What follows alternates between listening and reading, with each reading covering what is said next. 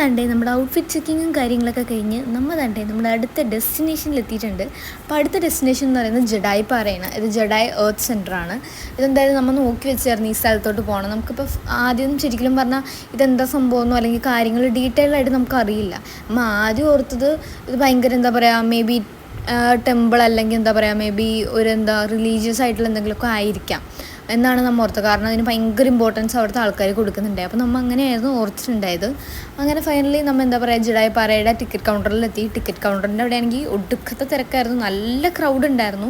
സംഭവം വെക്കേഷൻ ടൈമും കൂടി ആയതുകൊണ്ട് നല്ല തിരക്കും കാര്യങ്ങളൊക്കെ ഉണ്ടായി.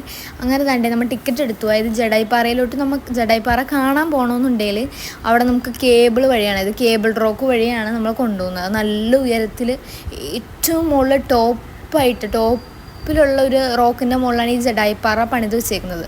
അപ്പോൾ അത് ഭയങ്കര രീതിക്ക് ഒരു ഇമ്പോർട്ടൻസ് കൊടുക്കുന്നുണ്ട്. അതുകൊണ്ട് തന്നെ സെക്യൂരിറ്റിയും കാര്യങ്ങളൊക്കെ ഭയങ്കര ഇമ്പോർട്ടൻ്റ് ആയിരുന്നു.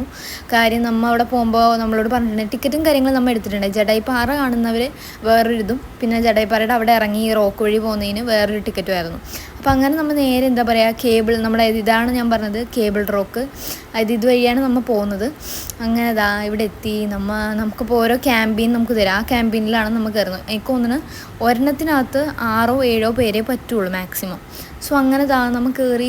ഇതായിരുന്നു ജഡായിപ്പാറ പോകാനുള്ള നമ്മുടെ റോപ്പ് വേ.